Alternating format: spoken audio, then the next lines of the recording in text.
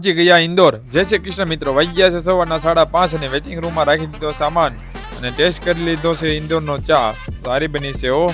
બેસી ગયા બસમાં. હજી તો છે અંધારું. સવાર પડી ગઈ. હોટલમાં લઈ લીધો હોલ્ટ અને કરી નાખ્યો નાસ્તો. નાસ્તામાં આજે હતો સમોસો, મણ, બટેકા પૌવા, આલુ પરાઠા, ચા અને આલુ સેવ. તો ચાલો મિત્રો નાસ્તો કરવા. ત્યાંથી નીકળી ગયા. રસ્તામાં ઊભા રહી ગયા ખીણ જોવાનું. ખીણ તો બહુ ઊંડી છે. આવી ખીણ મારા ગામમાં છે બહુ, એટલે ત્યાંથી નીકળી ગયા. પહોંચી ગયા માળવા રેસોર્ટમાં. રૂમ મળવાની વાર હતી એટલે લોનમાં મારવા મહિને આટા ચેક કરી નાખ્યા કસરતના સાધનો. મળી ગયો રૂમ ને જોઈ લો મારો રૂમ.